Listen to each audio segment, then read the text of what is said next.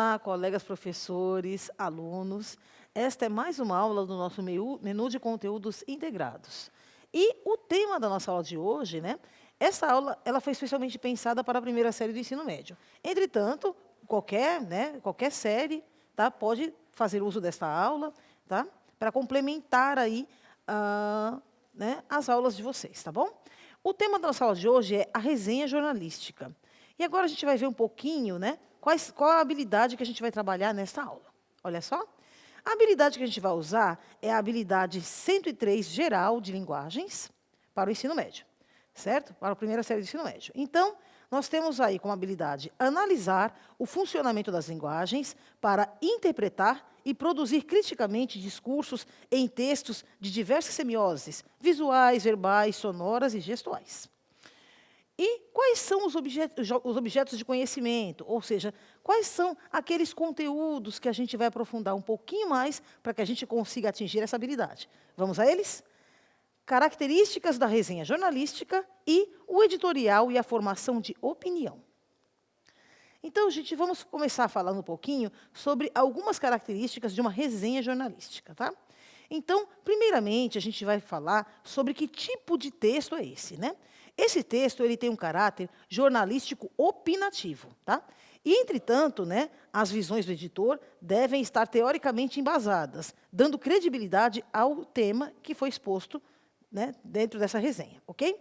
Então, dessa forma, né, muito além de apenas informar um fato, a resenha jornalística ela se pauta aí na formação de opinião, tá certo? De forma que o leitor ele está sujeito a uma reflexão crítica acerca daquele determinado conteúdo, assunto, podendo, de posse dessas informações, né, e de outras mais que ele possua, fazer aí, né, um entrelace, né, entre esses conhecimentos, concordando ou discordando desse conteúdo, certo? Então, para que o redator, né, no caso o jornalista, né, que escreveu esta resenha, tenha êxito, né, nessa proposta de conduzir aí o seu leitor à reflexão, ele deve possuir um vasto conhecimento técnico e teórico acerca desse tema, discorrendo sobre este com muita propriedade, certo? Então, muito utilizados aí para divulgação de eventos ou obras artísticas, né, culturais, enfim, esses textos, né, ou as resenhas, também possuem o poder de convidar esse leitor a fazer uma reflexão crítica sobre aquilo que está sendo exposto, dentro, né, fazendo uma analogia entre conhecimentos que ele já possua e os conhecimentos novos adquiridos na leitura deste texto, certo? Então, a gente pode, inclusive, convencer, né, o leitor sobre a relevância desse trabalho ou da obra, né, que eu estou ali expondo dentro da minha resenha, certo? Então, quando um leitor lê uma resenha acerca de um filme que está em cartaz no cinema, né, sobre o lançamento de uma turnê musical, ele vai buscar informações, né, bem mais precisas que simples dados gerais sobre o evento, né? Quando a gente, geralmente, né, um texto informativo, ele vai apresentar toda aquela gama, né, de conhecimentos mais práticos, tá? Como as datas, os locais de apresentação daquele filme, né, ou daquele show musical, os valores dos ingressos. Então, aí nós temos informações, né, que são bem genéricas, tá?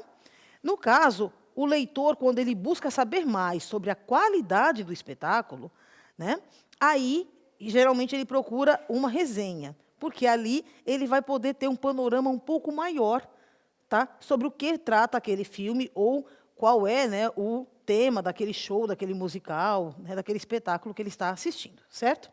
Então, né, e ali também você tem uma parte, né, onde você tem a crítica do jornalista. Ou seja, né, por que ele indica ou não, por que ele recomendou ou não que você assista aquele espetáculo, certo?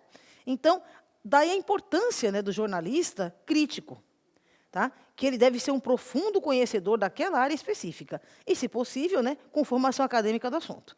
Então, nós temos aí vários críticos de cinema, né? Rubens Evaldo Filho foi um grande crítico de cinema, né?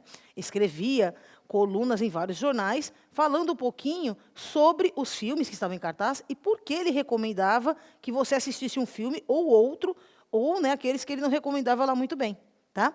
Mas tudo, gente, é embasado de maneira teórica. Então, quando você é um crítico musical, no caso, né, que você vai falar sobre um show de música, você vai embasar teoricamente a sua resenha.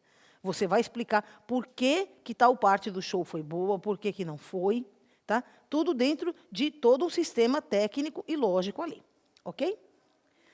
Então, vamos falar um pouquinho agora sobre o editorial e a formação de opinião, tá? Então, gente, evitando que o texto, né, jornalístico da pessoa caia, né, naquela coisa do achismo, né? Ah, eu acho isso, né? Na verdade, gente, o crítico, né, artístico, seja ele, né, de artes visuais, seja um crítico musical, seja, né, um crítico de cinema, ele não pode agir baseado apenas no senso comum, naquilo que ele achou, se ele gostou. Tudo bem, ele pode até dizer, olha, eu gostei de tal parte, eu não gostei, mas ele deve evitar sempre falar em primeira pessoa, tá? Isso é uma regrinha, né, até de maneira elegante, para que deixe o seu texto bem amarrado, bem construído. Então, ele deve evitar essa questão do achismo, do senso comum, e ele deve se pautar em toda a técnica, em todo o conhecimento acadêmico, né, todo esse arcabouço que ele já possui, para poder fazer com que o leitor comece também a fazer, né, suas próprias, ali, ter a sua própria visão, comece a construir os seus conceitos de valor, certo? Então, gente, né, agora a gente vai falar aqui de uma série de pistazinhas, né, ou de pressupostos que aparecem aí na escrita de uma resenha, tá? Então, a gente vai ver alguns pontos que vão auxiliar você, né, aluno, né, a fazer uma boa resenha, tá?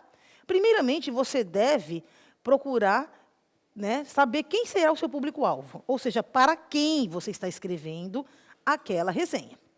Ah, tá, o meu público-alvo é um público mais jovem, mais adolescente. Então, eu posso até usar uma linguagem mais informal? Sim.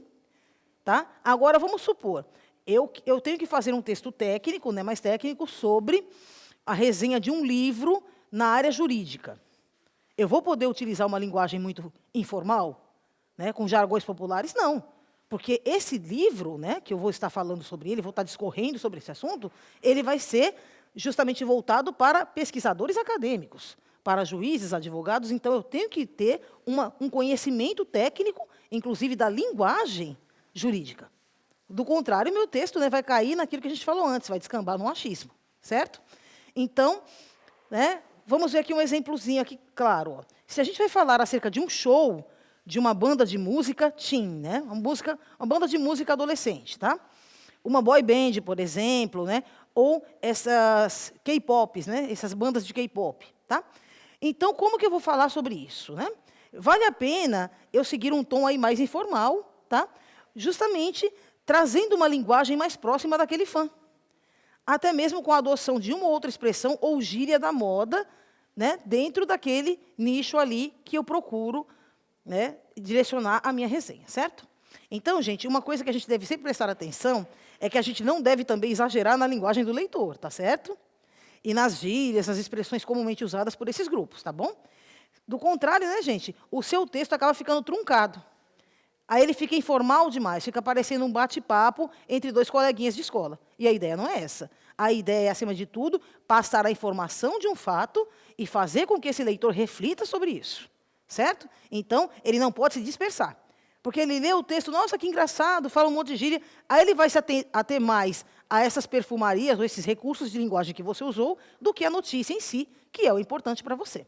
Certo? Para que você consiga aí, efetivamente, levar o conhecimento até ele, tá bom? Então, o texto ele deve ser escrito de maneira limpa, coerente e elegante, com algumas indicações para que o leitor possa se sentir representado. Aí sim eu posso, né, utilizar uma gíria ou outra, mas lembre-se, nunca exagere, tá? Se você exagerar, o texto vai ficar um pouco, né, não vai ficar muito coerente ali, tá? E não vai ser compreensível a outras pessoas que não façam parte daquele público-alvo inicial, tá bom? Aí, né, o processo comunicativo é cortado. Então, vamos procurar ver agora a questão da linguagem, tá? Então, a gente tem que procurar sempre escrever observando regras da gramática normativa. Por mais que eu use uma gíria, uma expressão popular ou outra dentro do corpo do texto, sempre eu tenho que prestar atenção na minha linguagem. A linguagem ela tem que ser, né, corrente, coerente, de forma que todo mundo compreenda a mensagem que eu quero transmitir. Então, erro de concordância verbal, nominal, grafia incorreta de palavras, escrita com traço da oralidade, lembra que eu falei? Muito uso da gíria, tá? São, assim, inadmissíveis nesse tipo de texto, tá? Por mais que ele apresente, né, em determinados pontos, a sua opinião pessoal, você que está redigindo, ou até mesmo, né, dê ali algumas indicações, ajudando a pessoa, né, o leitor, a criar aí esse juízo de valor sobre o que você escreveu, tá bom? Conhecimento, isso é fundamental. Então, sempre procure se embasar teoricamente, tá? E, mesmo quando você expressa uma opinião, sempre que você fala que você gostou ou não de alguma coisa, você tem que explicar por que você gostou. E aí entra a questão da técnica e da teoria, tá bom? Então, eu gostei de uma música, tá? Por que eu gostei? Ah, porque o andamento é fluido, porque em determinado momento há um diálogo entre os instrumentos musicais, entre a bateria e a guitarra. Aí, ok. Você já está embasando teoricamente, você está explicando por que você gostou daquela faixa musical, dentro daquele disco, daquele álbum ou daquele show. Tá? Mesma coisa se você falar que você não gostou.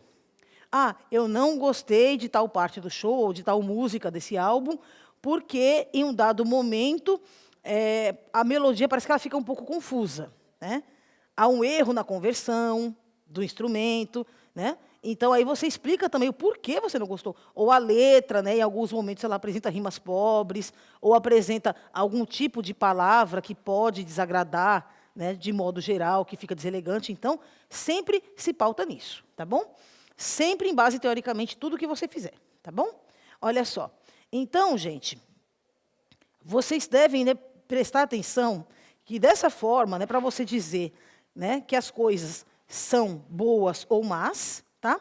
Dentro daquela composição que você está analisando, você tem que utilizar sempre, né, o embasamento teórico para mostrar por que essa música é tão especial em relação às outras, ok? Agora a gente vai falar um pouquinho da elegância, né? A elegância textual, a elegância na escrita de um texto.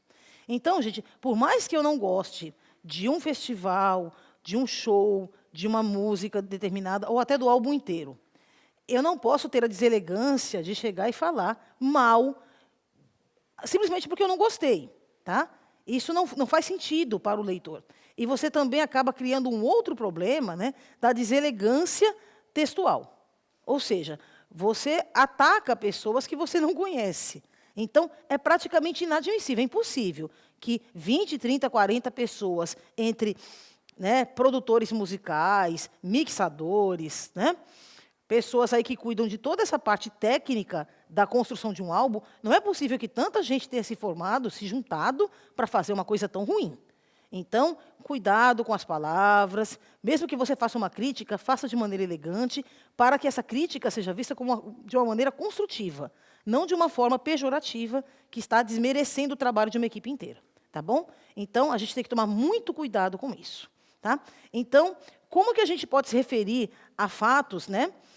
Por exemplo, em determinada canção de um show, estou lá fazendo a crítica de um show, algum, né, dos instrumentistas comete um pequeno atraso, ele entra um pouquinho atrasado na melodia, na parte que ele tinha que entrar. E isso gera um certo desconforto, até que todo mundo se encontre novamente. Gente, eu simplesmente posso omitir esse fato. Né? Eu não preciso falar necessariamente desse único erro que aconteceu dentro de uma apresentação inteira.